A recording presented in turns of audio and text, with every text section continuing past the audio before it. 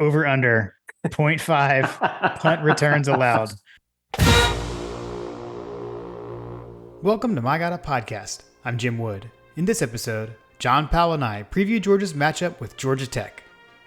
We talk through what we're looking for in the game, and we answer questions from you, our listeners. As always, remember to check out the newly redesigned MyGottaPodcast.com to see our latest merch. And you can follow us on social media at MyGottaPodcast. Finally, we'd love for you to check out our presenting sponsor, Oxia Time, at oxiatime.com. That's AXIATIME.com. Now, let's join the conversation in progress. John, last game of the regular season. Can you believe it that it's here already? What a crazy, crazy situation. I did not anticipate that it was going to go by so fast. I mean, it feels like just yesterday we were talking about needing to record for the first game of the season. Yeah, being like, hey, maybe we should record again. Yeah. I mean, time flies when you're having fun, right? That's We've true. had a lot of fun this season. This has been a fun season, I feel like. It has been. Remember like in 2021 where we felt like we were having to remind people like to enjoy it because there was so much like, frankly, I feel like it was like quarterback situation dread and everyone, and it was like, hey guys, like maybe you should enjoy this and stuff. Um, I don't feel like we've had that problem so much this year. This has been like collectively as a fan base, this has been a fun season. I would say collectively in the fan base that you and I are around, yes, but I've seen pockets, Okay. there's pockets of dumbassery, if you will, all over the place. But Georgia is certainly not immune to that, and hasn't been immune to it. I mean, you've got your fan that sat behind you that disappeared throughout the season, so Fair. that was a dark spot in the season. But for the most part, I would say that particularly in our circle, like God bless, Georgia Twitter and all the friends and family that we've made over the years through through that medium. The Yeah. tailgate squads. I have really enjoyed the season personally. So, and Yeah. it's not over. So that's the beauty of this whole thing is that the season's not over. That is true. The end of That the is true. regular season. Right. Yes. Yes. Exactly. Exactly. Well, I was sitting around trying to decide what does one drink for clean old fashioned hate. And so I decided to drink an old fashioned, John. So this is Ooh, it's like a barreled, pre-made cocktail. That's got Buffalo Trace in it. let's see So that. I couldn't quite see the label. yeah. Is it Buffalo Trace? It Like, what's the is Buffalo brand? Trace. It says Handy and Schiller signature cocktails. I've never seen that. Yeah. So it's from New Orleans. But the bourbon in it is Buffalo Trace. Interesting. Yeah. That's pretty cool. It Yeah. looks fancy.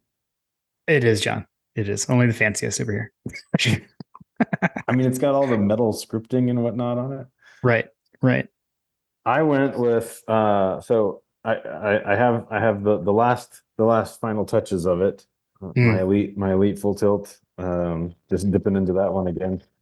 I was gonna put the finishing touches on what I've got here. Um,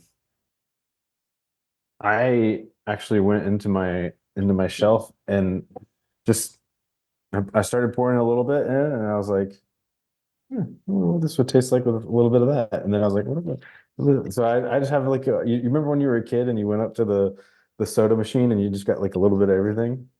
Yes. So Yes. I just hit for the cycle. It's kind of like an infinity bottle of what I have right now, kind of thing. Got it.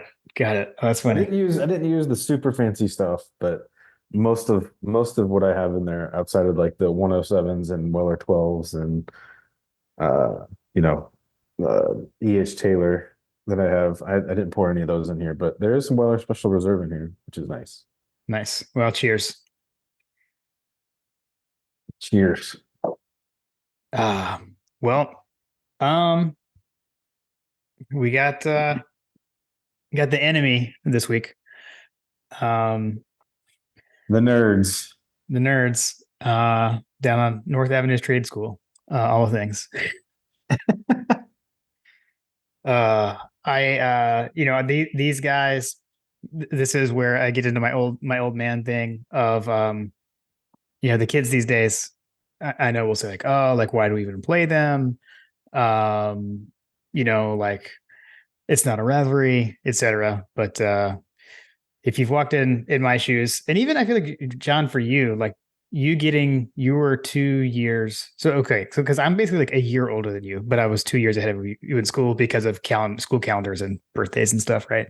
Right. So like for you, like yeah, we lost to Tech your freshman year, but like that was it for you in college, right? Right. Like and then yeah, so like for me, like we lost to them my first 3 years of college.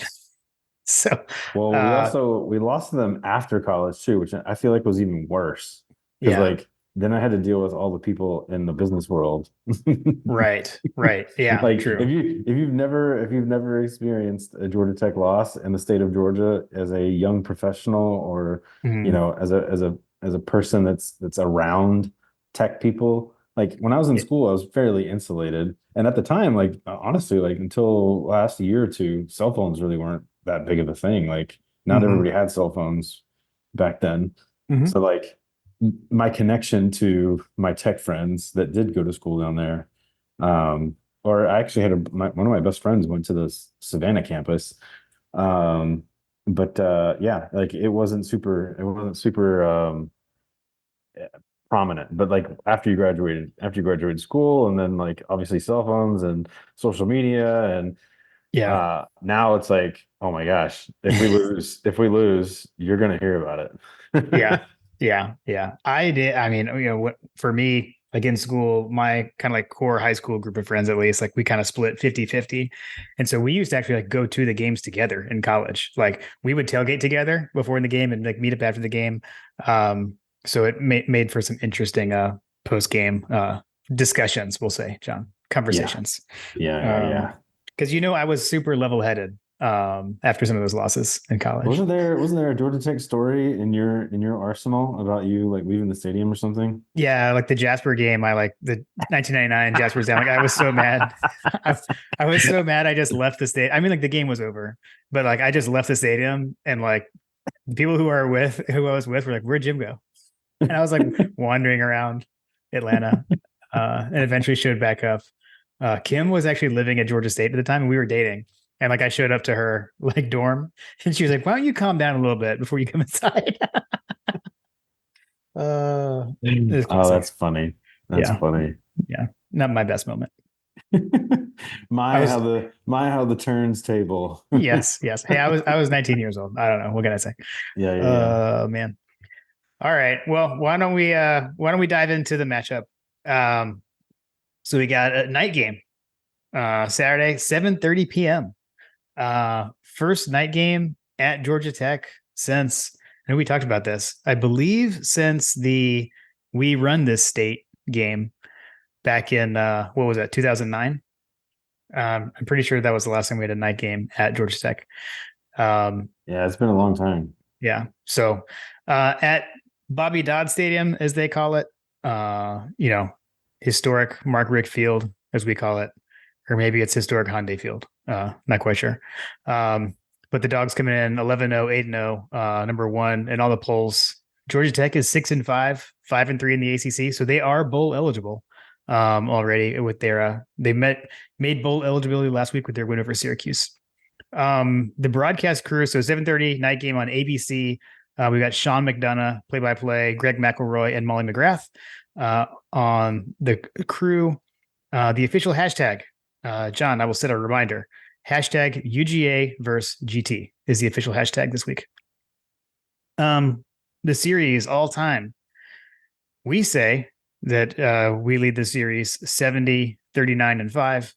But as we say on My God podcast, it's not a rivalry unless you disagree on the history. Georgia Tech says they have 41 wins in this series. That may or may not be some foreshadowing to something we'll talk about in a minute. Last meeting, the Dogs won this game 37-14 last year in Athens. The weather for those who are going, so if you're going to be down in Atlanta, like tailgating, it's going to be high of 61 between like 2 to 4.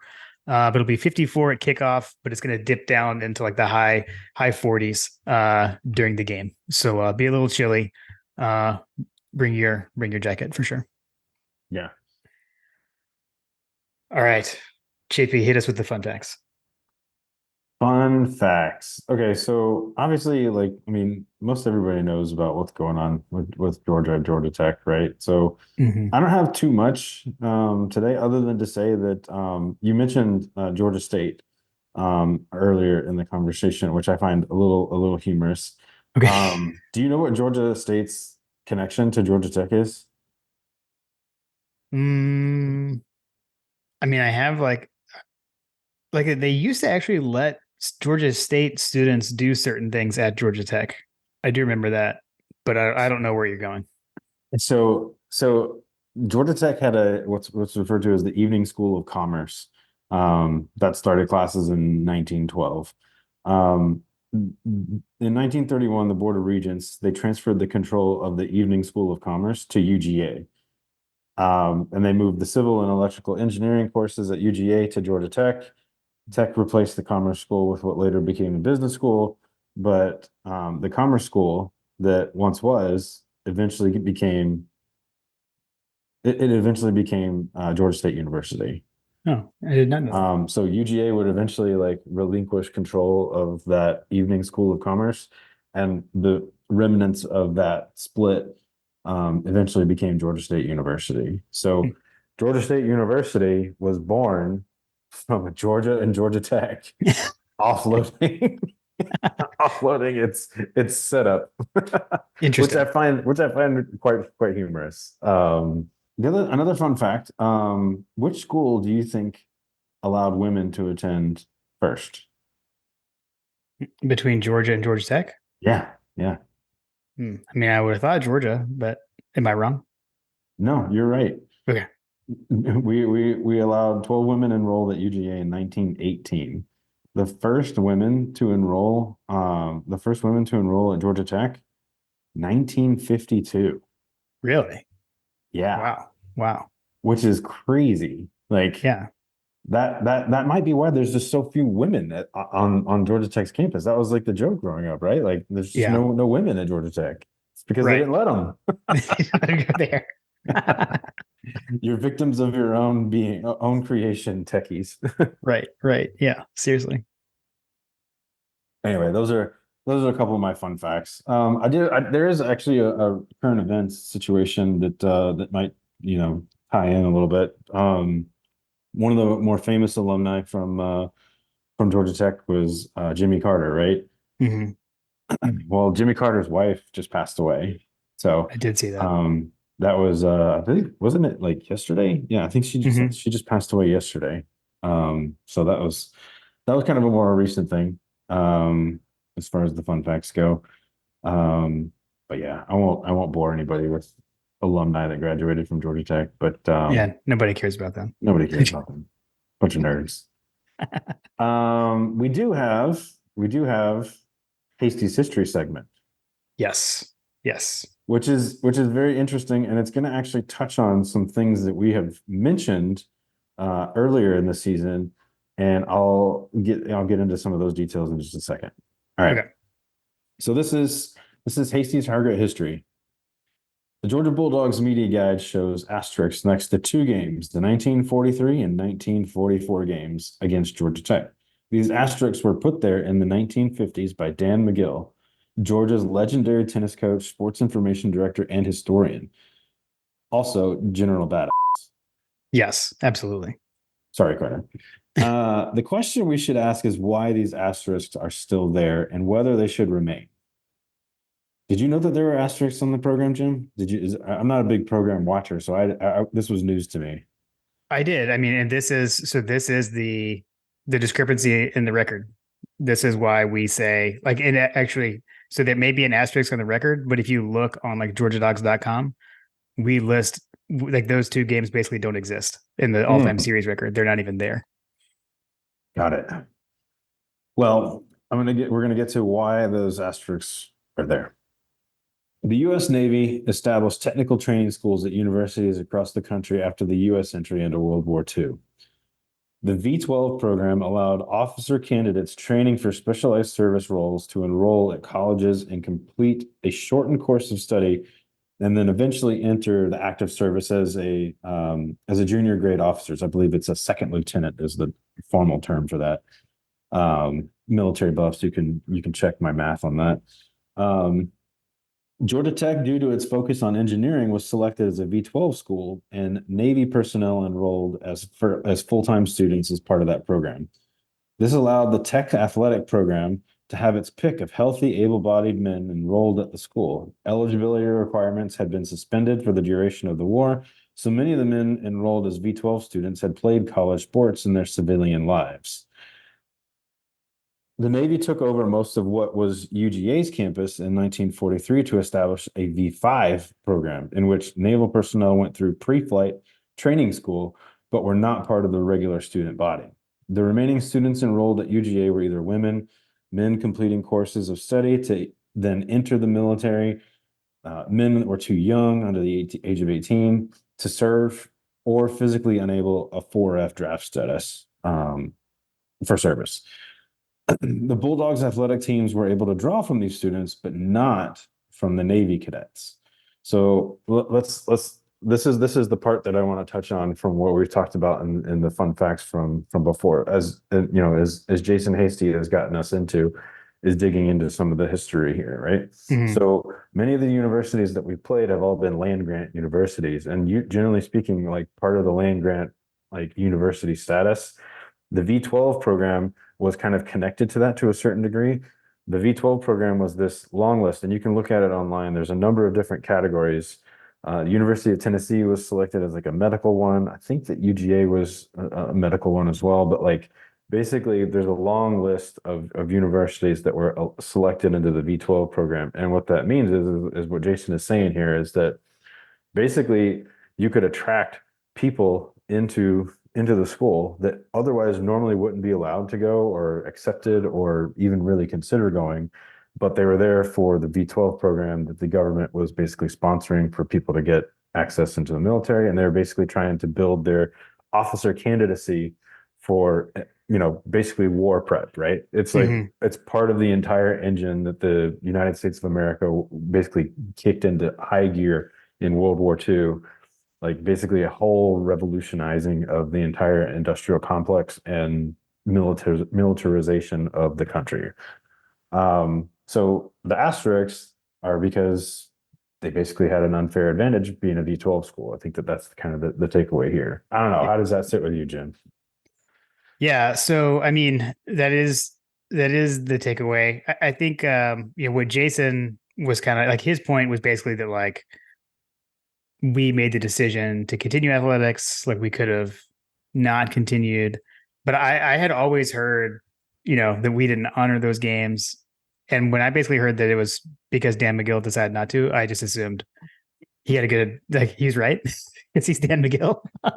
Right, right, right. But I mean, yeah, I don't know. Like knowing the full thing, I mean, like we entered into the contest. So Like if we didn't want to play him, maybe we shouldn't have played him. I'm gonna paint some color for you on this as well, and Okay. it might help to hammer some of this home. I actually went back and looked at the final rankings in the college football, I almost said college football playoff. I went and looked at the final rankings for college football during these years that the V-12 program was enacted. So it Mm. basically went from 1943 to 1946, basically. If you go back and look at the top schools that are in like the top, the upper echelon of college football during that time period, you'll see a lot of V-12 schools are in the top of that program. The Yeah. one, the one variant there is going to be in 1946, a team from University of Georgia with one Mm. Charlie Trippi. Mm. Yeah. But every other like year, you look at like Notre Dame was a V-12 school. They had national champions during that time period. Army actually had a national champion during that time period as well, which because Right. they were able to draw from everybody. You saw like USC was up in there.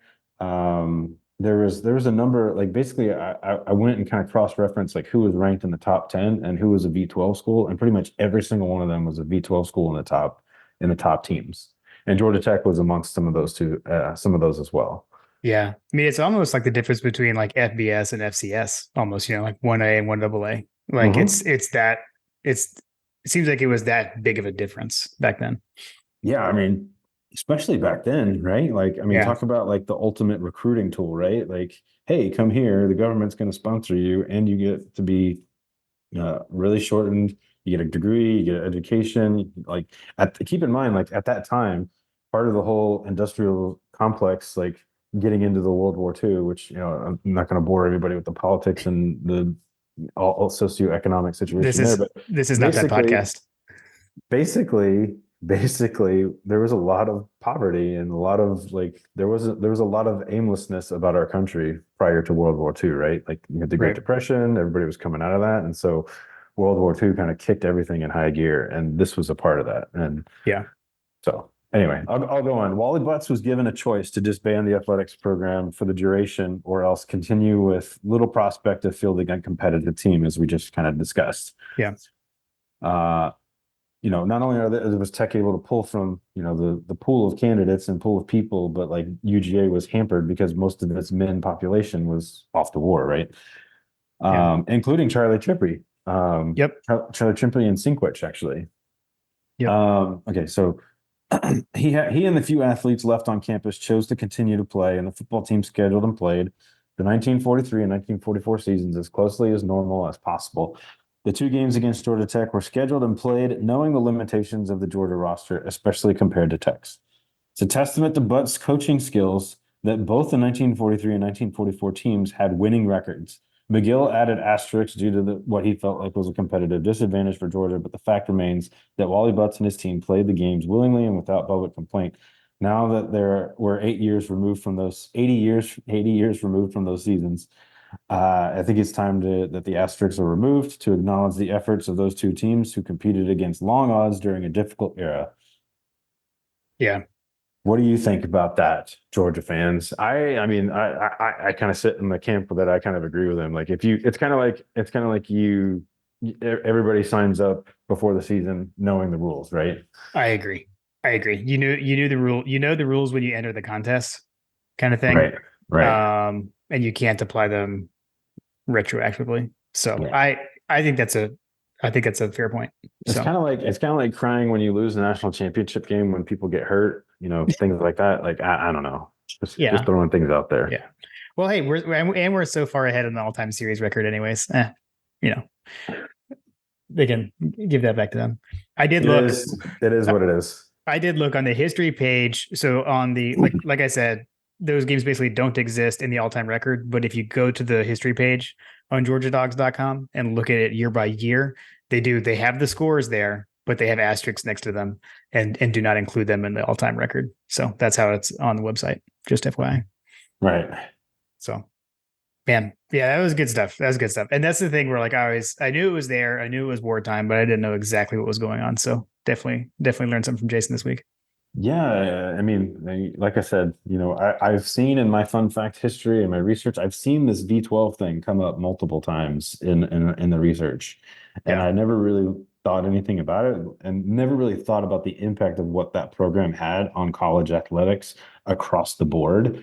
Like I said, if you go back and look at those time periods, you know, that's why the Notre Dames and the there's a huge tie-in with Notre Dame and Navy with that situation as well. So Yeah. anyway, Cool. Cool. Thanks again, Jason. I appreciate it. Also, you know what? I forgot to mention this last time. Jason let us know that several people have stopped by the Hargret Library and mentioned that they heard about it from listening to the podcast. And so wanted to extend thank yous from Jason to you all. If you've gone by and stopped by and mentioned that you heard about it from us, Jason said he really appreciated that. So thanks to all who have done so. yeah, totally out of the blue too. So thank you for listening because it gave us a sense of pride that Yeah. that not just our close friends are listening to this. You're right. Right. For sure. All right, let's jump into the news and notes. And so John, this week the news and notes are brought to you by Home Field Apparel. So Home Field, they've got vintage logo collegiate apparel. It's a premium brand. They've got t-shirts, they've got hoodies, they've got crew necks. So you gotta go check them out. We've been excited to be able to partner up with them of late. Go check them out. anytime, you can always use the code Hunker Down to get 15% off of your first order. But right now, with the time of year, Black Friday is coming up. You can use the code Black Friday to get 20% off your order. But just be sure to head over to homefield.mygodapodcast.com and you can check out the entire Georgia collection. Yeah, gear up for clean old fashioned hate and beyond, dear fans. Exactly. Agreed. Hey, Christmas is coming up. Get that Christmas shopping in on Black Friday. All right. Amen. Going to start off the news and notes with the basketball minute. I do not have good news to report on this, John. We mentioned last week the Bahamas Baha Mar Hoops Championship. The Dogs went 0-2 in said championship, losing to Miami and Providence. Miami game on Friday, the Dogs were pretty much outclassed by their ACC foe, Miami. It was a really good game on Sunday with Providence, but fell short. I think it was like a 9-point loss or something like that, but it was back and forth, kind of like they were hit their free throws late. So tough trip to Bahama for the Dogs. But next game is against Winthrop in the Steg on Friday at 5:00. It's on SEC Network Plus or ESPN Plus for those who are not in Athens. All right. So with Kirby's press conference, we'll move on to that. He gave a ton of injury updates. So we're going to start with the friends of the show and Ladd McConkey and Tate Ratledge. So Ladd tweaked his ankle against Ole Miss. He tried to go. He basically didn't practice last week. Tried to go against Tennessee. Started to bother him, but there was nothing more than that, according to Kirby. Said he feel good that he's going to be able to return. And he said that Ladd does not need tightrope surgery. Kirby said that today in the press conference. So I guess there was some rumor mill going around about that. He said that is not the case. He doesn't know where that's coming from. So that's at least good.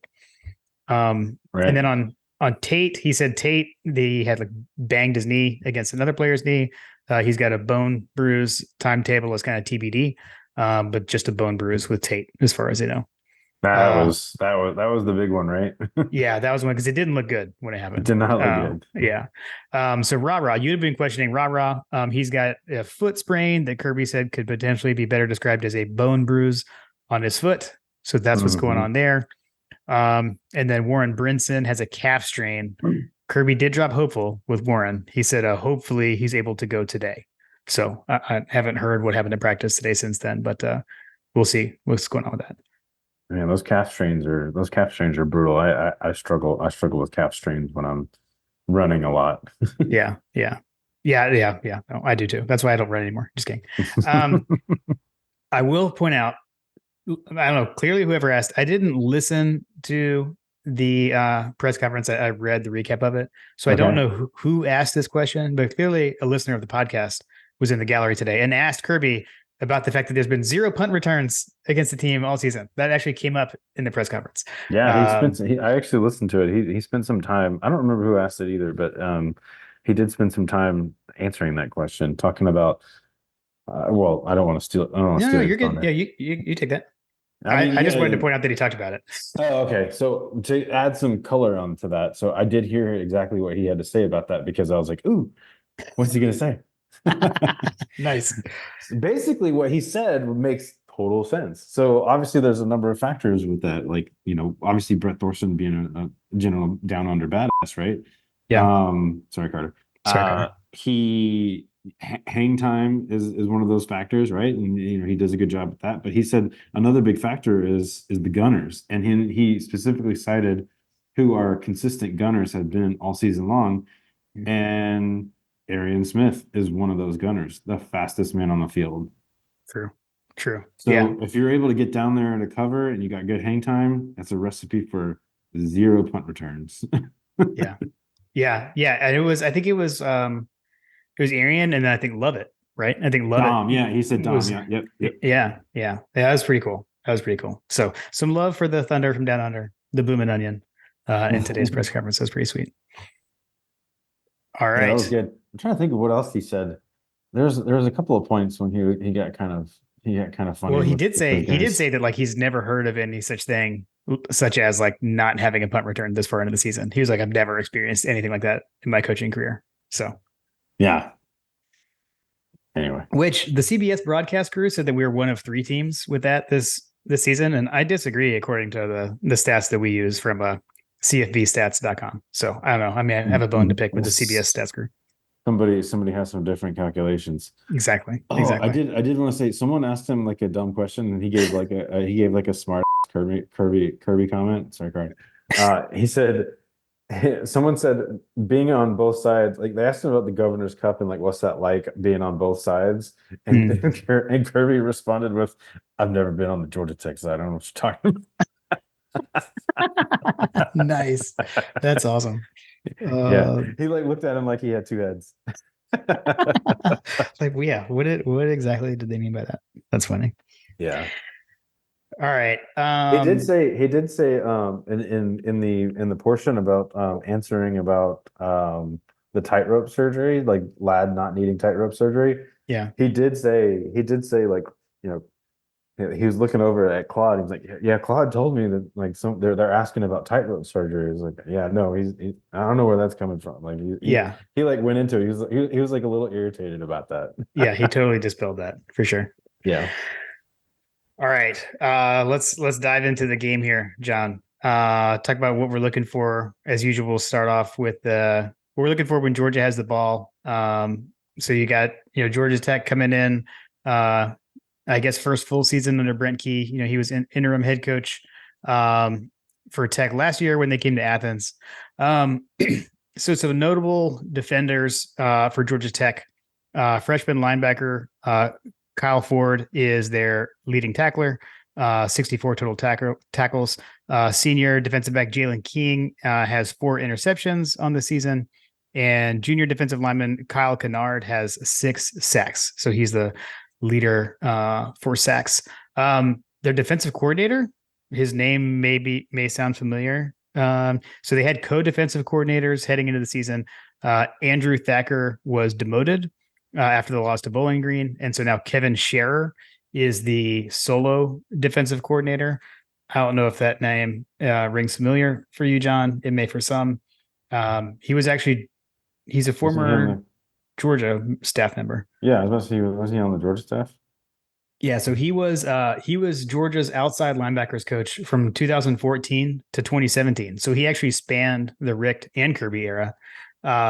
He came to Georgia along with with Jeremy Pruitt. So he's like a Pruitt guy. So he went to Alabama with Jeremy Pruitt. They actually coached together at Hoover High when Pruitt was there. But when he left Georgia, he went to be the co-defensive coordinator and inside linebackers coach at Tennessee in 2018 when Pruitt was named head coach at Tennessee. So he's got some Jeremy Pruitt ties as well. Got it. But in general, what I have to say is the Georgia Tech defense is not good, Bob. Not great, Bob. They're statistically pretty bad. They give up 438 yards a game. That ranks 119th out of 133 FBS schools. Their best statistical category is passing, so they rank 51st in yards passing allowed. But I mean, they give up 30 points a game. How many schools are there in FBS? 133, and they rank below 100 in every category except passing yards per game defensed. Pretty bad. Tell me what their worst category is, Jim. Their worst category is rushing yards allowed. Could we be running this state again? Ooh. That would be nice. That would be nice. I guess the only category they are good is in takeaways. So I know that actually came up in Kirby's press conference a bit. They do take the ball away a lot. So they have forced 21 turnovers on defense, which does rank 10th in FBS. So they give up a lot of points.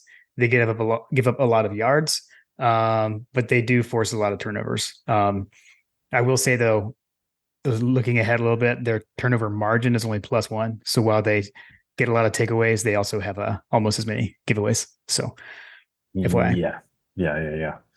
So what are you looking for from our offense here, John? I'm looking for them to run the damn ball. I love that. I mean, that's literally our worst. If you look across the board at all of our stats, right? The one that sticks out like a sore thumb is number 37. We ranked number 37 in the country on rushing yards per game, which I know is probably bothering Kirby Smart. It sticks out like a sore thumb. Mhm. but it also happens to be the area that they are the worst at. So, you like our chances to up our season average and improve our FBS rank in the rushing yards category. Yeah. Um, you figure that, looking at, the scoring impact and all those kinds of things, like I don't know. It feels like it could be a situation where we have an opportunity to pile on, but I have a feeling that Kirby's not really interested in that based on his comments and things like that. So, Mm. but I do expect us to grind it out. Yeah. It'll Yeah. be interesting to see. It'll be interesting to see like if they let Carson throw for, if they let Carson sling it or if they're going to just run the ball all day long. I mean, we have I mean, Bobo does like balance. We know that. Hmm. Hmm. So yeah, I mean, maybe unless we're like ripping off long runs, I would say the play calling will probably be fairly balanced, but it's just going to be take what the defense gives you kind of thing. I would imagine. But man, I mean, Bobo has been in his bag lately. Bobo is a Broyles Award finalist, by the way, the Hmm. award given out to the best assistant coach in the country. Apologies to the guy who was sitting behind me early in the season. But yeah, man, I mean, Bobo has been dialing it up. Third down conversion rate has been lights out. Lights Dak out. is finding the open receiver, getting him the ball, and looking fantastic doing so. So, it, excited to see what we can dial up at Hyundai Field on Saturday night. Historic Mark Richt Hyundai Field. Historic Margaret Hyundai Field, exactly. But yeah, I don't know. I don't have anything else. We're gonna. My guess is we don't see Lad. That's not inside information. That's just if he's not 100%. Maybe it's something like Tennessee where he, tries to go, and if he's not feeling it, they shut him down like they did against Tennessee. I wouldn't expect anything more than that. Probably the same for Rah. Probably the same for Tate Ratledge, right? Um, but I would. I can't stand these guys, so you know, just got to be in the right state of mind, mentality, and from the player interviews today, it sounds like they are. So Yeah. I mean, this definitely, I mean, I remember last year we went to this game, right? So, mhm. it's one of those things that, we had a slow start in that game but we Yep, were able to pile it on, right? So yeah, I and that's have a what's been feeling nice. they will be very jacked up for this game. I would say, well, I mean, I don't know. What do you think? Like, actually, someone did ask Kirby about this. He didn't answer the question fully, like Mhm. full transparency. I was kind of hoping for a little bit more out of his answer, but basically, someone asked in the press conference today. They asked him, with this game being Thanksgiving, he mentioned distractions, like with Thanksgiving being a distraction. How does that change like your preparation for the game, the game time, and then also like the proximity to Thanksgiving? Does it change the nutrition? He actually asked Mm. about nutrition for um for the team and like what they might be changing. Kirby didn't really answer any of the nutrition stuff, which I actually thought was a valid question and something I've Right, always thought about as well. Like these right. guys going in and basically dropping 5,000 calories at each, you know what I mean? Like, Yeah. um, but it was kind of interesting what Kirby said about the day itself. He said it doesn't really change too much. He said that basically they move the times up on Wednesdays. So their Wednesday practices are earlier. And then he said that Saturdays usually a little bit different. It just changes when they get to campus, and when they leave and all those kinds of things with it being like a night game and stuff. So he said it didn't really impact it too much, but I did think it was kind of interesting that people were thinking about that because I've always wondered that too. Like, man, these big boys going home and like chowing down, like I Yeah. don't know. It's just one of those things. Yeah. Yeah. For sure. All right. You got anything else on the offense there?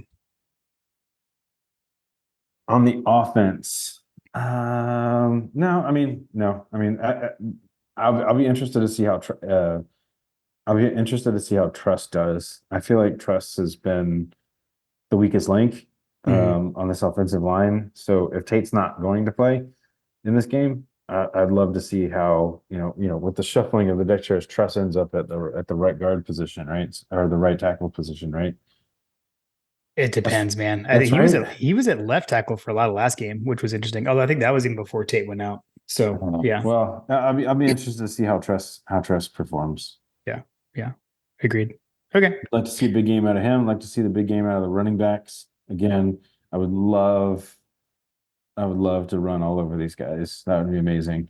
I mean, Kendall Milton has been on fire lately. Yeah. I'd like to see Dejan get to rip off a long one. I'd like to see Dejan get his game. I feel Yeah, like he deserves it. He's been running so good. yeah, yeah, agreed. All right. Well, before we move on to the defense, why don't we take a moment to remind everyone that season 4 of My God a Podcast is presented by Oxia Time. So we mentioned earlier that Georgia Tech's most recent win was against Syracuse. And so I thought I would point out that Oxia Time, in a way, it has a relation to Syracuse. So Oxia Time's founder, John Canaris, he played lacrosse at Penn. And he was scored on by a now famous lacrosse goal called the Air Gate by a gentleman from Syracuse. It was like a dunk almost, I guess, in lacrosse.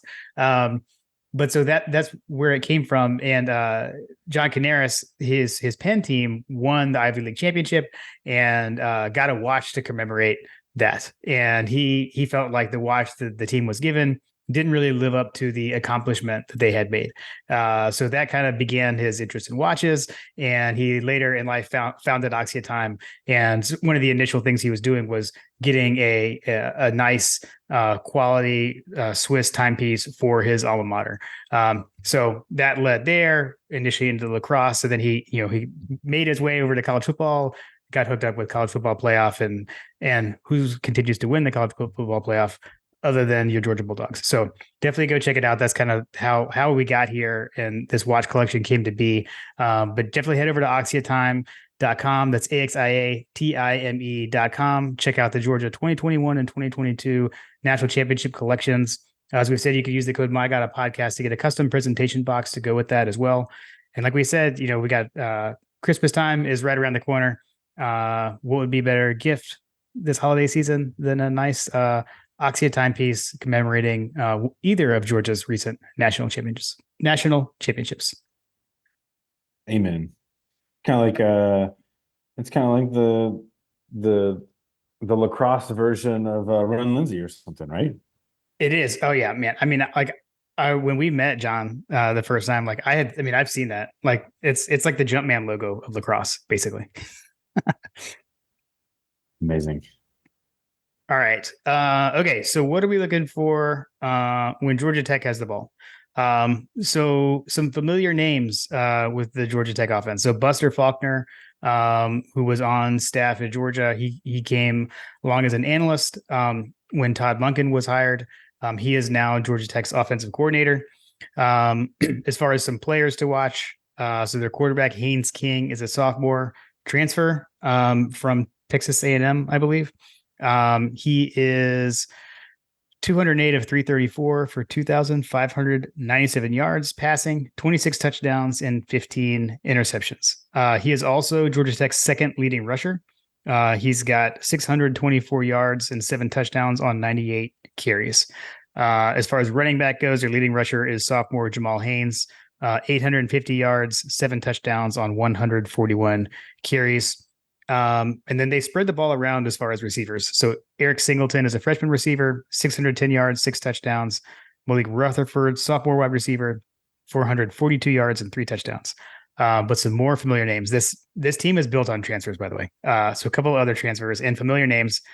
Dominic Blaylock is their third leading receiver. And Brett Seither, who's a tight end transferred from Georgia to Georgia Tech this year. He actually has 4 touchdowns on 6 catches, which I thought was kind of crazy. So it's kind of crazy. Yeah. So some familiar names, kind of painful to see those names there, but it is what it is. It's a new era of college football. We just gotta kind of deal with it, I suppose. Yeah, you got to deal with all the transfers and all the portalization of college football is kind of crazy too. Yeah. But so Georgia Tech's offense is, like, I'd say good. Like, it's not great. The defense, It's numbers good-ish. It's good-ish. It's so their statistics are similar to Tennessee, which I guess take that for what you will with what we just did to Tennessee. But so it's a similar to Tennessee. They do have their quarterback can run. So as you've talked, John, kind of like building us, seeing how we can do against mobile quarterbacks. We've had several in a row. So I think we should be ready for that, especially with the speed we've got kind of injected at linebacker lately. So I don't know. What are you thinking here? I'm thinking that this needs to be a game where we have, I don't know. I'm expecting a low scoring game for them. Okay. Okay. We should dominate these guys in every facet. Like just full stop. This game should not be anywhere close on paper. Yeah, it shouldn't. Like I said, their offense decent, but their defense is terrible. I know we're talking about the other side of the ball now, but I don't see how I don't even though their offense is like good, like I said, I don't see how their offense can score enough points to keep up with our offense. How many schools were there in FBS again, Jim? 133 And what is their worst category on offense? turnovers. Turnovers. Yes. So they have turned the ball over 20 times. They are 120th in FBS in turnovers given away on offense. Yeah. I'm gonna be looking for that ball. Yeah. I feel like they're like high risk, high reward kind of thing. Yeah. Yeah. So yeah. I mean, again, like what's there to say? Yeah, I agree. It's gonna be weird. I don't like seeing Dominic Blaylock out there No. in a GT. Like that is super weird. I've seen him score and on some highlights, etc. I mean, I watched the Louisville game, their season opener, and it's weird. I don't like it. But he's not even their leading receiver. He's not He's even not. their He's second third. leading receiver. He's their Yeah, he's third their leading third receiver. leading receiver. So yeah, Like poor guy. yeah. Not a fan of that. Yeah. All right. Well, I do have a couple of special teams things. So in that same vein, their punt returner actually is one Dominic Blaylock. So he's their punt returner. So something to watch out for there, John. As we talked about the whole 0 punt returns throughout the season, we're gonna have Brett Thorson punting to Dominic Blaylock. Will that hold? We shall see. Their place kicker is Aiden Burr. He's a freshman. He is 11 of 12 on field goals for the season, 32 of 33 on extra points. So he hasn't missed an extra point. Mm-hmm. And their punter is David Shanahan. He's a junior. He has a 42.38 yard average. John, he is not Australian though. Like, what is even going on? Oh no. He is. They're not an SEC school, so they haven't caught on yet. Everything's a little 2 years late at ACC schools, I feel like. He's Irish, so he's from Ireland. But John, are you ready for the plot twist that I'm about to drop on you? He is the first ever Irish graduate of Pro Kick Australia. Oh man. So we have an Irishman that's come down to Australia to train to kick to go to the States. How old is this guy? You know what? I don't even have that. I didn't look up how old he is. I should have. What was his name? His name is David Shanahan. Did Tech pick him up? Did Tech pick him up when they went to go play it in Ireland or something? Like That's amazing. He played like Gaelic football. Gaelic football, Gaelic football, rugby, and basketball in Ireland, but then went to Australia to train at Pro Kick. It was pretty crazy. Nice. I see stuff about him like punting stuff in 2000. Oh no, never mind. Sorry, I got messed up. Yeah, so I don't know how old he is. I don't know. We'd have to put glasses on to figure that out. We really do need to put glasses on it. Trying to put glasses on it. Kerry Teen gets full scholarship to play at Georgia Tech. So in 2020, he was 19. So he's an actual kid. Got it. Okay. Well, hey, good for him. He's an actual kid. Yeah, good for him.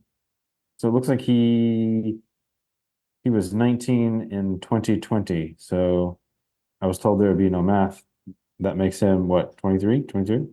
Yeah, yeah. 20, yeah. I mean, depending time of Yeah. year. But yeah, 22, 23. So he can still go have a beer with Brett Thorson. That's what we needed. But the point being, he doesn't have a kid and a family and a mortgage.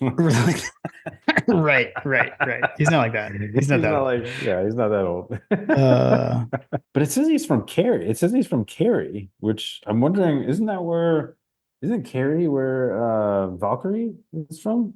I don't know. Valkyrie, if you're listening, let us know. okay. We'll have to hit her for that. Yes. Maybe he might be the only person that would understand her Gaelic who being tweeted. Maybe. Maybe she should tag him. Maybe. Maybe. like like I don't know what Gaelic for nerds is. Amazing. We'll have to find out. All right, let's hit the. You ready to hit the listener questions? Yeah, man, let's hit them. All So right. off the rails. So the listener questions are brought to you by Working Web Media. We've talked about, we set out to redo our website in this last off season, and Working Web Media worked with us to do that. So be sure to head over to mygodapodcast.com, check it out. You can see some of their work. We really like the site. Got a brand new store. You get the hats that John and I have on there. So be sure to check that out. If you like what you see, maybe you've got a small business, maybe you need some help with your website. Maybe you need some help with your online presence. They help with social media work as well. Go check them out. You can head over to workingwebmedia.com/dogs. And there's an easy way to sign up for an appointment to have a conversation and see if they could help you out. So head over there, check them out for sure. All right. First up, TJ Witten.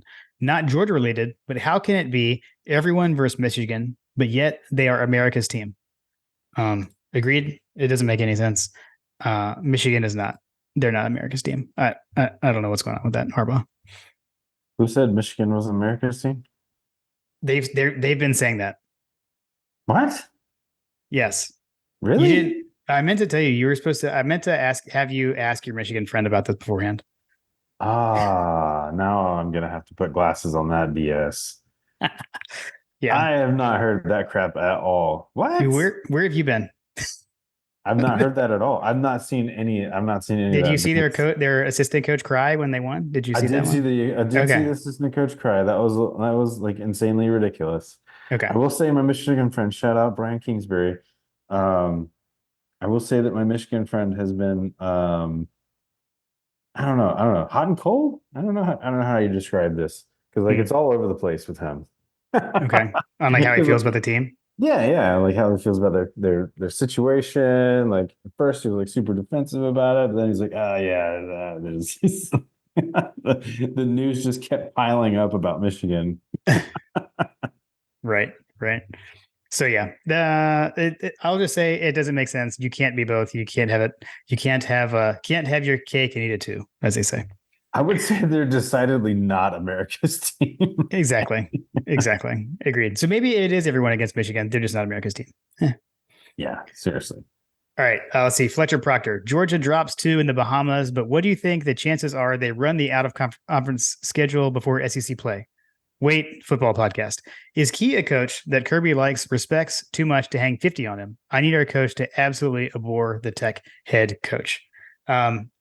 Kirby has a lot of respect for Brent Key. Yeah. I know that. He said so much in the press conference today. He mentioned it twice, actually. Yeah. So, I mean, they crossed paths as players. I don't remember how many years they overlapped. I think he's a little bit younger than Kirby. I can't remember. They definitely played against each other. They did, but I don't think it was like multiple. I don't know. It was like once or twice, maybe. I don't think they lined up exactly the same age or anything, but I don't know. Honestly, I question how much Kirby even thinks about stuff like that. I mean, sometimes it kind of is what it is. Like, if they don't stop you. I mean, you say that, but like the Samford game, right? Well, that's true. That's a good point. I don't think it's going to be like that.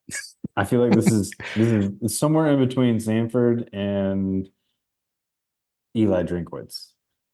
Okay, that's fair. I can't remember the coach's name from Samford. I don't.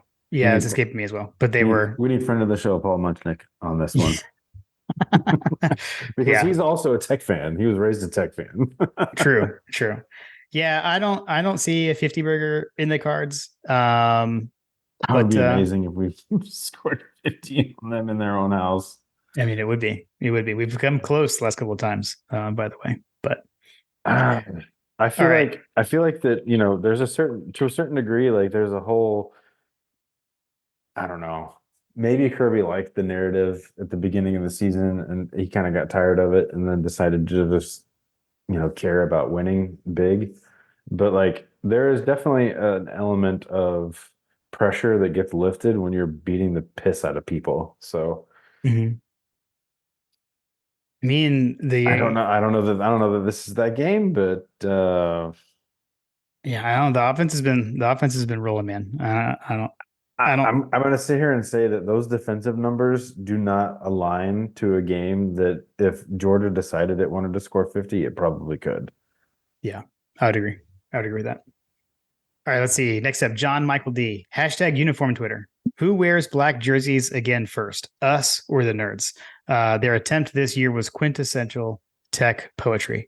So Georgia Tech, who does not have black in their school colors like Georgia does, they attempted a blackout and had like glow in the dark numbers for a day game or something and lost.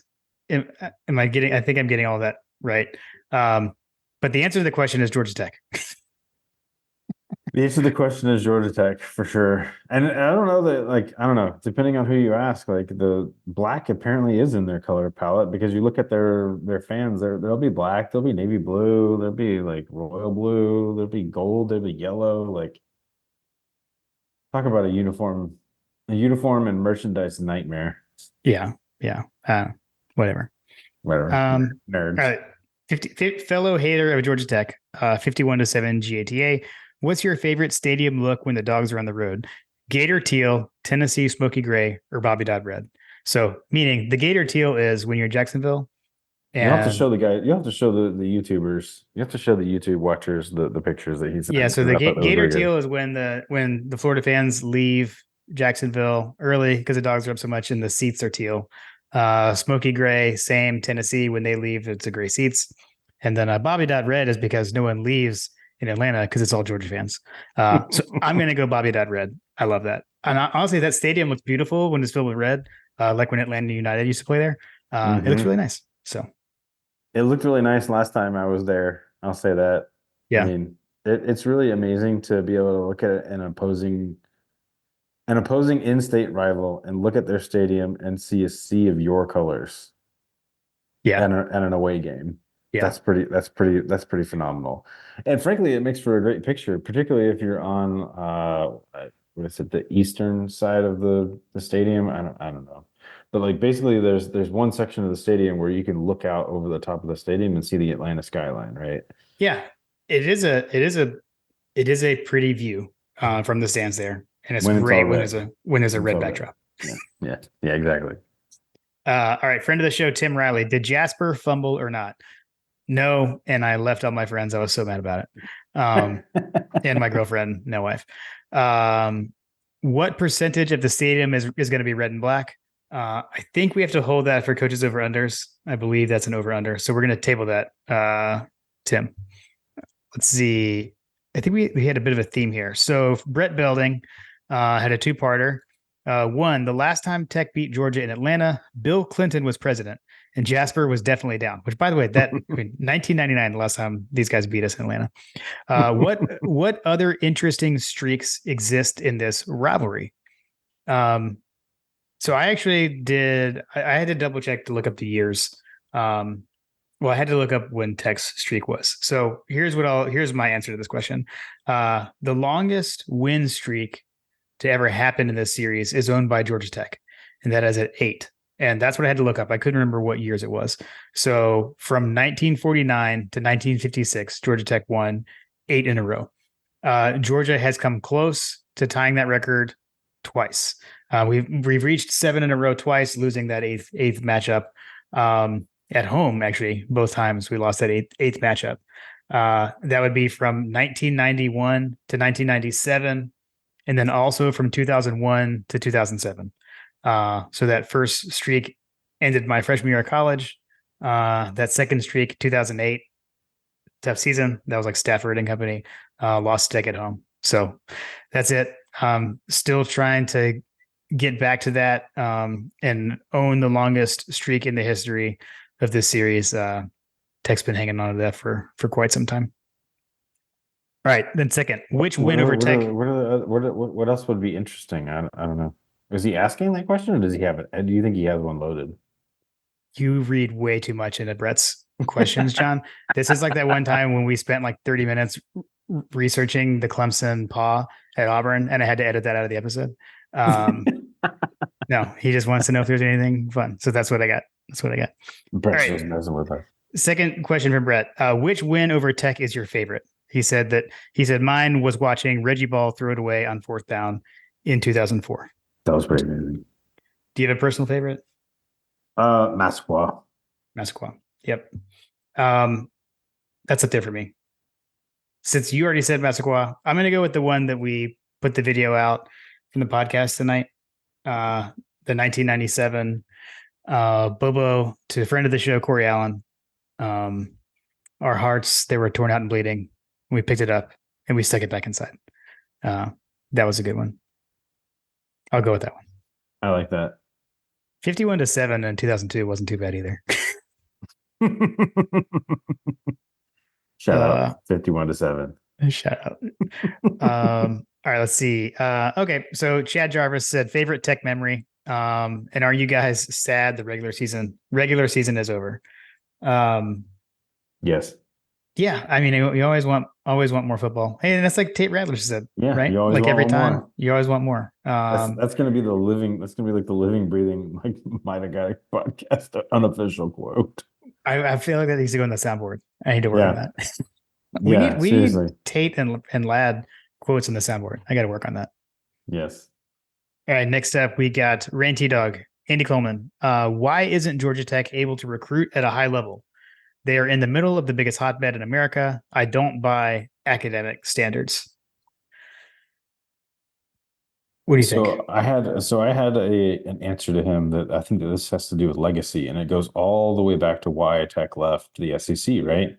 They left the SEC because of the recruiting situations, right? Yeah. Yeah. Like what was it? Like they didn't want to like, I can't remember what he didn't want to do. Well, there was like an issue between oh,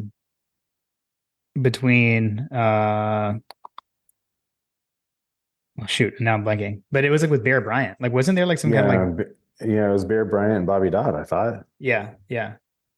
Like they wanted to. All right, so they left because the conference wouldn't modify what was known as the 140 rule, which permitted schools to give a maximum of 45 football and basketball scholarships per year, but only 140 total. So it was about like capping scholarships. Okay. Yeah. And let me guess, Alabama wanted more scholarships. Right. Right. Well, yeah, they used to like just stack that back then. I mean, to a certain extent, that's kind of how it's become, right? Like you don't hear Georgia Tech processing kids out, do you? Right.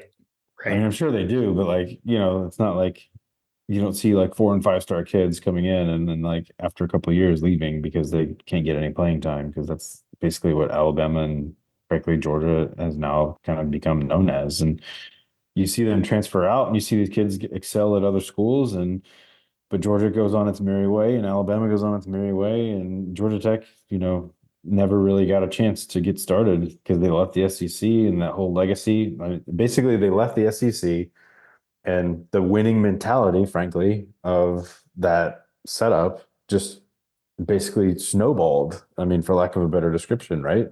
And Tech chose to go in the other direction, and that snowballed over time, right? Like, and we arrive at where we're at today because the SEC became what it is, and the ACC became what it is, and it's just a different mentality. I mean, there's certainly academic situation in there as well, but like honestly, like Georgia Tech is prime for, and I'd say that it's also a situation like there's people that want Georgia Tech to be a winning mentality, but it takes there's a difference between saying this goes back to Georgia Sports Blog, right? Georgia Sports Blog and Get the Picture. They used to always talk about this during the Mark Richt era versus Nick Saban and these other schools, LSU at the time when Richt was there. Like it's basically there's a difference between being committed to winning and being financially committed to winning.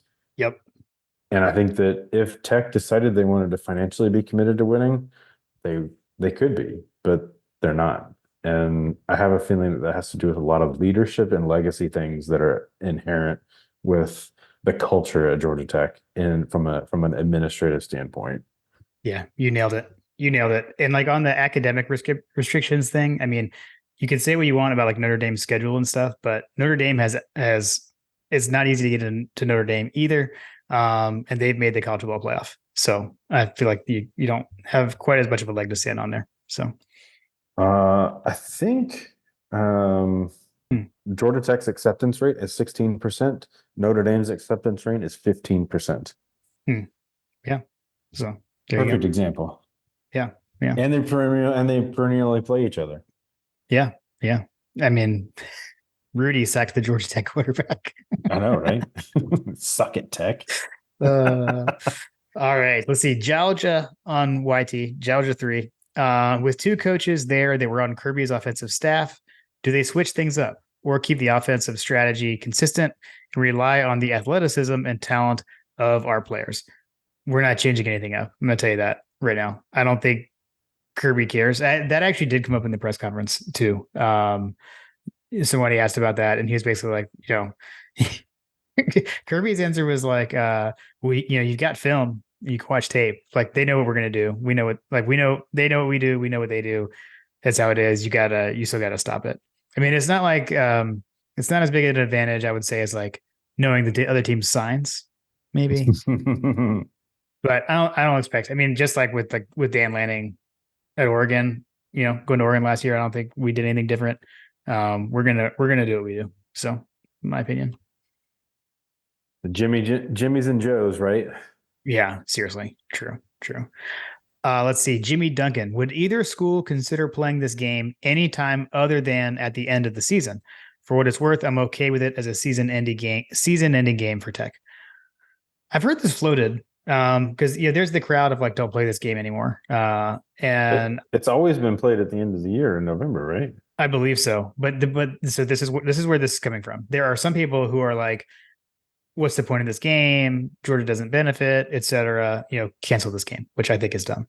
But some people have said, well, what if we keep it and we move it to the beginning of the season? Like, what if Georgia Tech is the season opener instead of the season ender?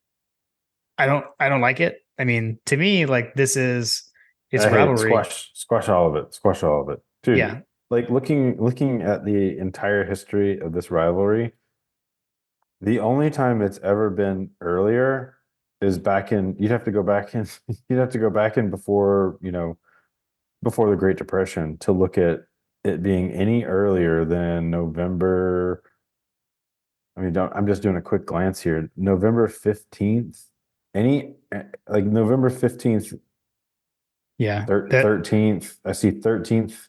Yeah, so like It was in October in 1903. yeah, it was in October in the 1800s, but like Yeah. then it basically basically reads like they're like, all right, this is too early, this is too early, this is too early, let's keep going, keep going, keep going, keep going, keep going. And then just got later and later and later. Yeah. I Yeah. mean, I mean, there's a lot of these dates that are in December. If you Yeah. go back and look at history, like there are some of these games that are played in December, which is just mind-boggling to me. Yeah. I mean, I don't know. I don't know if either school would consider it. No. I don't like it though. Yeah. I think it should be at the end. It's a rivalry week. You got Georgia Tech, Auburn, Alabama, like Florida State, Clemson, South Carolina, like Michigan, Ohio State, like Apple Cup. It's pretty much universally accepted practice in Yeah. college football to have the in-state rival at the end of the game. I actually would go out on a limb to say that if you're playing your games earlier in the season, you're doing your entire fan base a disservice because it's a cap on the season And Yeah. it's also a cap on the end of the season for your team to allow your local players, like, I mean, generally speaking, most schools pull from a local pool of talent, right? Right. To keep them local to go. I mean, granted, UGA is obviously recruiting on a national scale now. Like you got some kids that are going over to the coaches' houses for Thanksgiving and things like that. But like it keeps your kids local. Yeah. Agreed. Yeah, Agreed. no, hard pass. Yeah. We agree. Shocking. Shocking. We agree. Yeah, Uh, shocking. I agree. let's see. I'm trying Back to to see, I'm back. trying to look see when was the latest that this game was ever played. It looks like December 2nd off of just a quick glance. Like there's been multiple December 2nd. Oh, there's a December 3rd, December 8th. Can you imagine playing this game in December? That's weird. Yeah. Yeah. Yeah, whatever. We used to play it on Thanksgiving. FYI. So I I don't like that. I do not like that. I like Saturday after Thanksgiving. That's nice. we once called my grandfather from Disney World, because we were at Disney World on Thanksgiving one year when I Hmm. was in high school. Hmm. We called my grandfather from a payphone to find out who won the Georgia Tech game. Holy cow. Different times. I'll You're tell you, dating yourself, it sir. it was 1995. It was a game where Hines Ward had ended up having to play quarterback, and Cannon Parkman kicked like a knuckleball game winning field goal to win the game. We had recorded it on VHS and watched it when we got home after our trip. 18-17. I like it. Yeah, I think that was the smallest margin of victory game ever. The 1 point win. All right, Broham, guys, give us your thoughts on who could pop this week on offense and defense. Who's going to have their Dylan Bell game? Seems like different guys are getting their flowers each week. I've got You kind of alluded to it earlier. Yeah, so I went with Dejan. So I would say running back core Dejan. I would we haven't gotten this season, John, is a nice like home run deep ball to Arian Smith. I'd like Yeah. to see that happen on Saturday. I would like to see a home run deep ball in general. Just to show people on film that he can hit those balls. Yeah.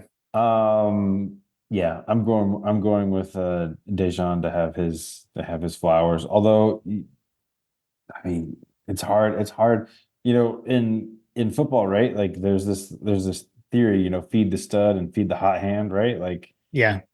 Kendall Milton's the hot hand right now, dude. Dude, he Kid, is. kid, kid was running with authority. Did you did you see the video of his dad? So father of ballers. Did you see his tweet? Like on Kendall's touchdown against Tennessee, he was like 17, made a business decision. Because here's the guy at the goal line that like wanted no part of trying to tackle Kendall. Right, right, That's pretty good. Pretty good. No, I agree. I agree.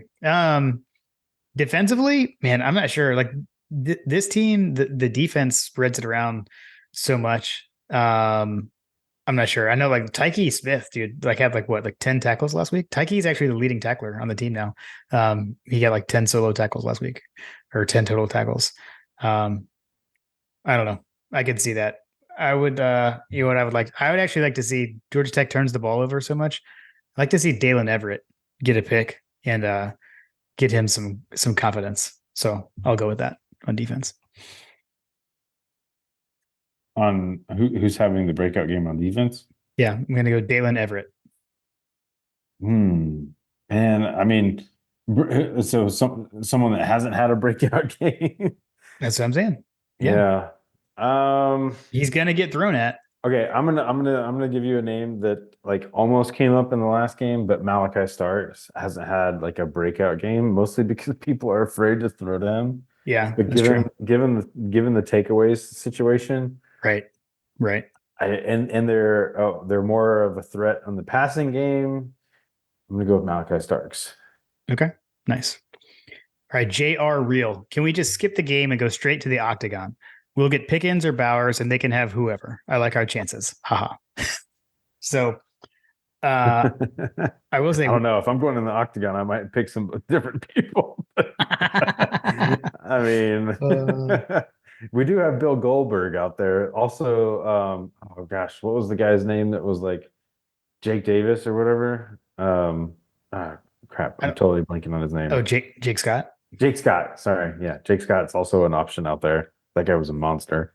I was gonna say, I don't know. I mean, like Brett Thorson's been through the Outback. Like, no, I was kidding. That's funny. Uh, I was gonna say, in all What about Kirby? seriousness, What about Kirby Smart in his prime? This was a scrappy guy.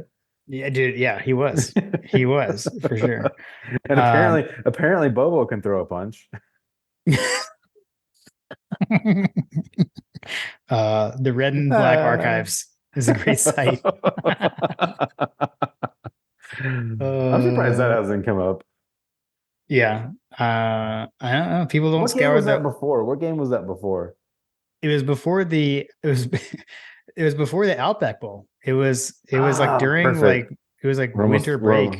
we're Like we need to have inside sources ask him about any coaches going to get any bar brawls coming up here. yeah, yeah. But what I was gonna say was like in all seriousness on this, like watch these guys because again, like this is their Super Bowl. They're already bowl eligible. Like Hmm. they're not really gaining anything other than like pride of beating Georgia. Yeah. And we've seen them do things like trying to bait our guys into things. So I do hope our guys can keep a cool head. So we don't need anyone getting suspended like Pickens did back in 2019. So I can tell you without a shadow of a doubt, looking at the video of Kirby Smart before the Tennessee game, just looking at everybody, like basically yelling all the kind of vitriol at them guys over his shoulder. And he's just calm as a cucumber, looking at everybody and looking at his guys, and they're just kind of, I don't know, man. Like I don't think that there's anything you could throw at this team after that. yeah, true. Fair, fair. All right, last up, Hug Dog, Jason Huggins. Uh, Unlike the other 364 days a year, I turn into a rude, entitled bastard when I walk into Bobby Dodd Stadium at Grand Field or Hyundai Stadium. What is it about tech that causes you to walk a little taller, sip a longer pull of bourbon without flinching, and bark a little louder? Hmm. So, for me personally, um, it's from where it comes from. So it's like it is like I had family that went to Georgia Tech. So my grandfather, my dad's dad went to Georgia Tech. My mom's brother went to Georgia Tech. My best friend growing up went to Georgia Tech. And I had a lot of friends that went to Georgia Tech. Um, and that's where it is for me. But at the same time, like it's there. It's kind of a weird scenario where it's like I have love for those people, but I have hatred for Georgia Tech. um, and like, it is that like clean, old fashioned hate, right? Because like people, like you said earlier, it's people you work with, right? Hmm. It's your neighbors, it's people you go to church with. But like, man, it God, not to be no pun intended, but like it stings when you lose to these guys.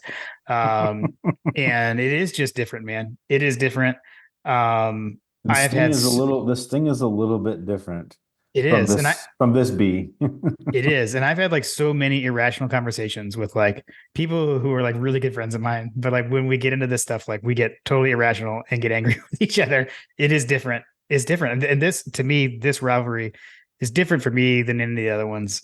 And I feel like clean old fashioned hate is a perfect So description. see, I agree. It's totally that. Like if you're not from the Metro Atlanta area, like you just don't understand. I don't know. I mean, I'm sure that there are plenty of South Georgia guys that have tech issues as well, but like again, you know, if you are from this area and you have parents and friends that go to school in this area, like Yeah. that's like I'll give you a for instance. Like I was at the Merida Square the other day. Actually yesterday. We were at the Merida Square and I was at the fountain with my daughter. You know, there's a nice little fountain in the Merida Square there.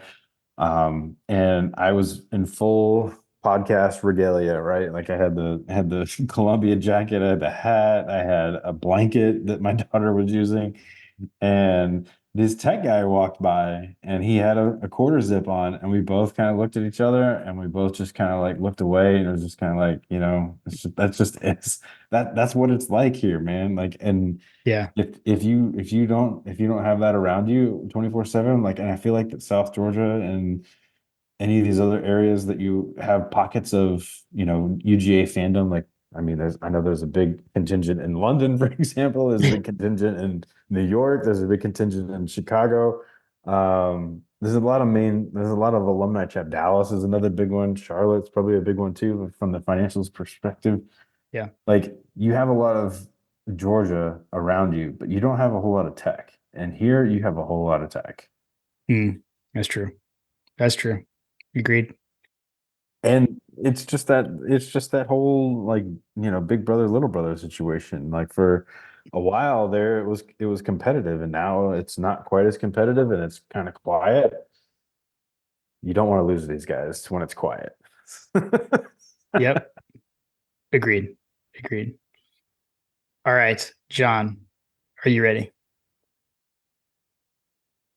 I feel like we should inject this with like some of Carter's. We need to get like on the soundboard. We need to get Carter's version of this, but hit me with it. Oh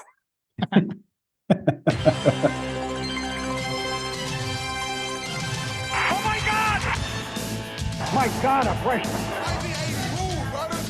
Trying to put glasses on it. It is time for Coach Trill Bill's over unders Georgia Tech. All right. Yes. And if for those who don't know, Carter has been That's practicing the the SEC on CBS theme song with his French horn. Was it a French horn? Yes, Carter is Okay. in the French. He's in the band. Surprising for many, I'm sure. Being that we've talked a lot of sports about Carter, not much band for him, but he chose to select his. He had to choose either chorus or band, I believe, if I remember correctly. Okay. And he chose band because they go to Disney. Well played, Carter. Well played. And French horn was one of the free options because those things Oh, are yeah. You gotta go with thousands that. of dollars. You gotta go with that.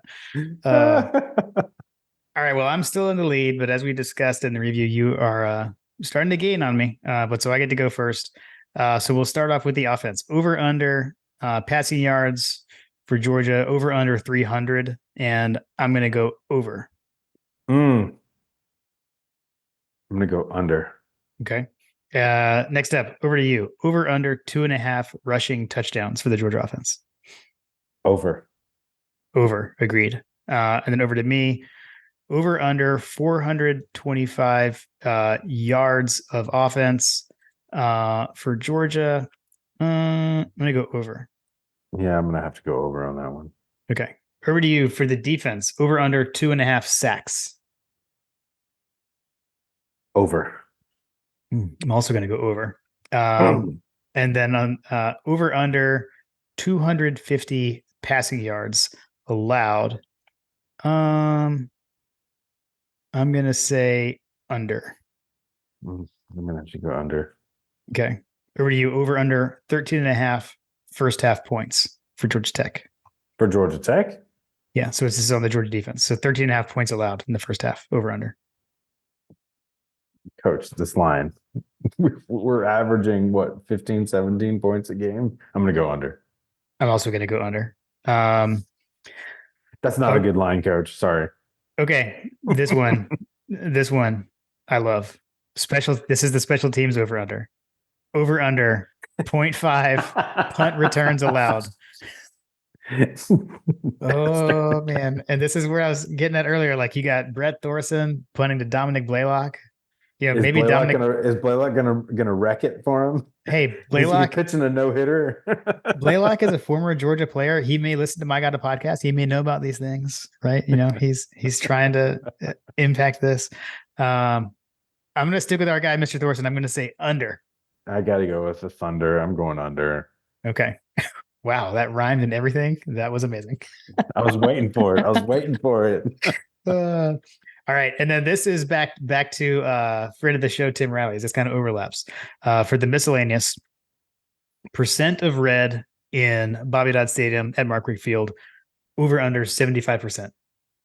I mean, at what point? Like at the end of the game? Like, yeah, I'm gonna go over. At max capacity. At max capacity? Oh, so you've had the clarifying statement. Well, I don't know.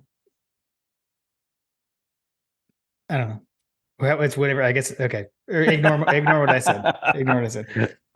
My answer is going to be over. Whatever. Okay.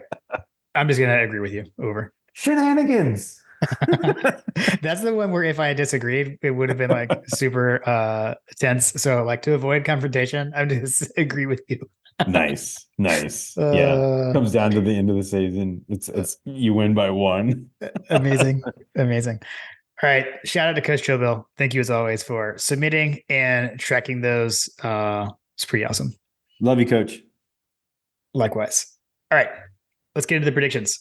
Let's get our kind of info we've got. So our friends at Chapel Bell Curve and Dogquant with the CBC R2 Sam has Georgia winning this one 44.1 to 14.3. Looking at OddsShark, the spread is Georgia is favored by 24 points.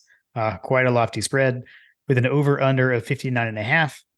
That gives an implied score of Georgia 41.75 to Georgia Tech 17.75. The OddsShark predicted score has Georgia 47, Tech 24.4. The College Football Nerds model has Georgia 41.2 to Georgia Tech 19.4. The scoring impact that I do, let's see, Georgia Tech averages 30.6 points on offense, and they give up 31.5 points on defense. Georgia holds their opponents to 11.39 points under their scoring average and scores 10.75 points more than teams allow. So if you apply that, that gives you Georgia 42 to Georgia Tech 19-ish. So everything is heavily in the dog's favor here. Right.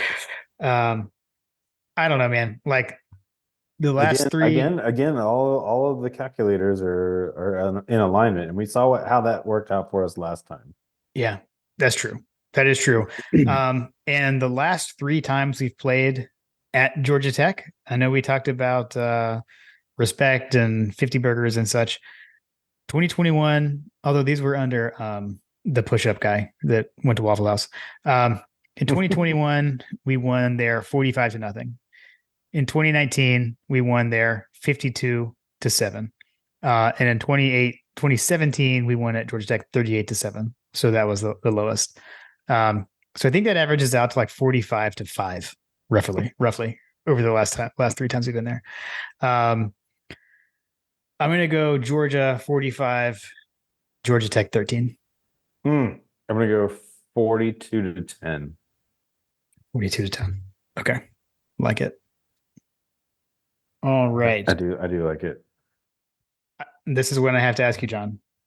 Huh? This is when I have to ask you. Are you going to go? You guys going to make it? So the wife, Lindsay has she's got the photography situation, and this weekend she has rued her decisions preseason. Somehow ended up with Santa pictures the week of Thanksgiving, which has positive situations where, like there's a lot of families that are home and they've got family and all those things. And so nobody's traveling. So to a certain degree, so she's got 100 families that are coming through for Santa pictures at the studio on the square. Got it. Which I think she still actually has some availability if you are so one to want Santa pictures this weekend. That's an option for you this morning or Saturday morning. This end of podcast banter is brought to you by Lindsay Powell Photography. Yes, podcast banter / part of the household is brought to you by Lindsay Powell Photography. Right. Yeah. Awesome. Okay, that's cool. But yeah, so she's got sessions this weekend. So had the game been at 3:30, I actually told her, I was like, I really would love to like take the kids to this game because I had a great experience last time with my father-in-law and Carter and Austin. But the game being at 7:30, I'm not gonna go we're not gonna go. So we'll be watching at the house. We'll have a nice fire going. Should be pretty chilly here in Atlanta, so I'm not going. Nice. Yeah, same. I haven't been to a game at Georgia Tech since 2005. I think it was the last time I went. I will say, so, fun fact that I didn't mention, but I believe 1913, if I remember correctly from my research earlier, but 1913 was when Bobby Dodd Stadium was basically built, or Grant Field was basically built. So I believe it's the oldest continuous in-use football stadium in the country, Hmm. if I remember correctly. Check my math on that, um, but yeah, it's a really old stadium. I actually really like going there.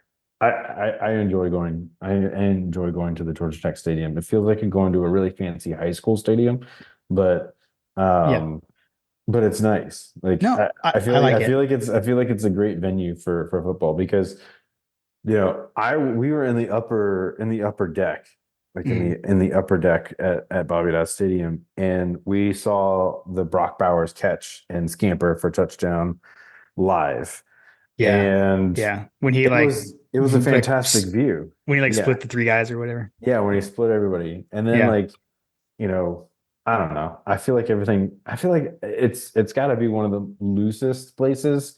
And now, granted, I've only been there more recently when Georgia has been in the heavily favored category.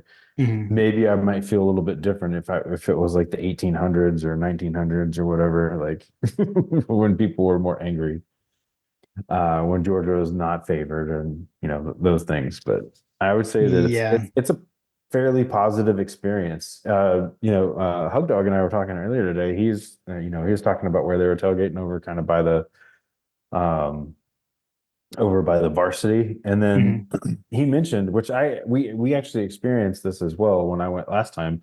There's a tunnel, like there's a pedestrian tunnel that goes underneath the varsity and goes underneath the 85, underneath the interstate there, and Mhm. it takes you straight into the stadium. And I actually was like, oh yeah, I didn't realize that was there. Like that was something we kind of stumbled upon, but it made for easy access into and egress and ingress out of the stadium or whatever. Yeah. So it's all things being equal, it was a fairly positive experience at Georgia Tech. So Yeah. Yeah. take No, that for what it's worth.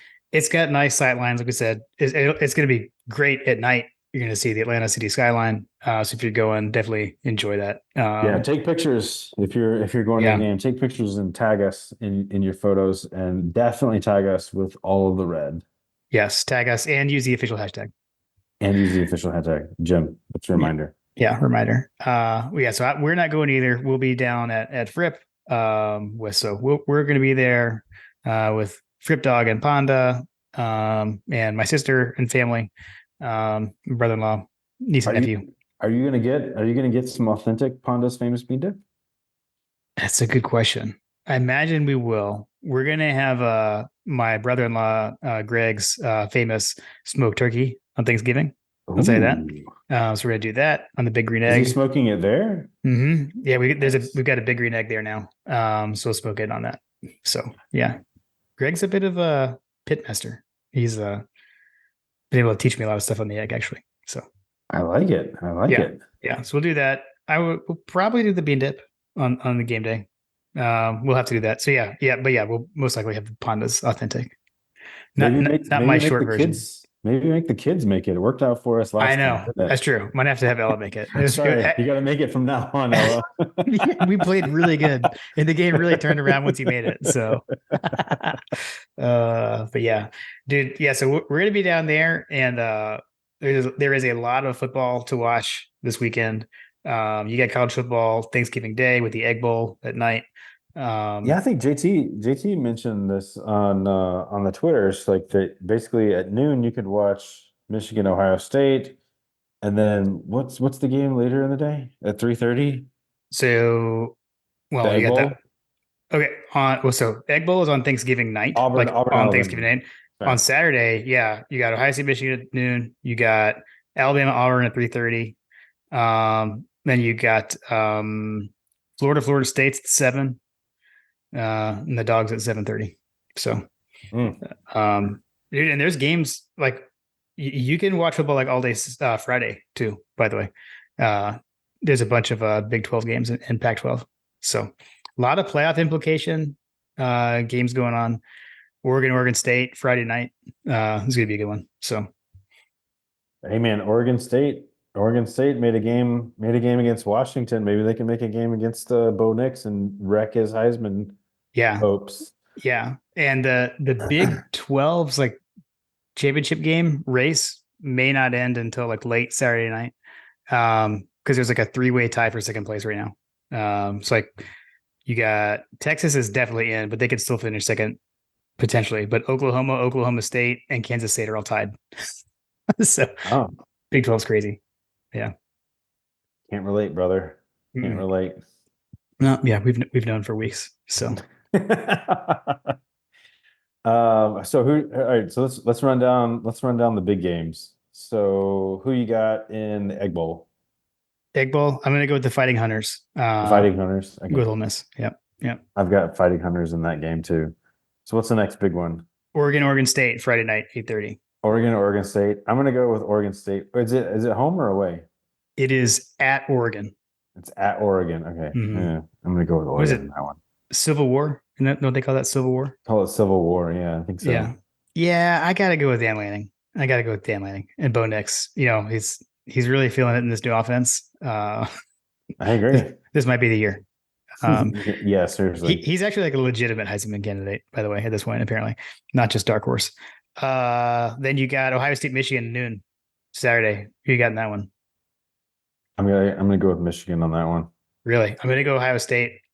Michigan finally falls with no Jim Harbaugh on the sideline. Wait, is it at Michigan? Is that It's at Michigan. It's at Michigan. You're voting against Michigan. All right, so I'll give you my tip of the hand on that one. One of the guys that Dog Stats follow, and I'm not even gonna. If you go and look at Dog Stats retweets, there's a guy that Dog Stats follows that basically tweeted out a graph that highlighted quarterback play. I can't remember what the XY axis was, but basically, like the statistical category for it basically put JJ McCarthy Mhm. as JJ McCarthy. That's his name, right? That's the quarterback, or McCord.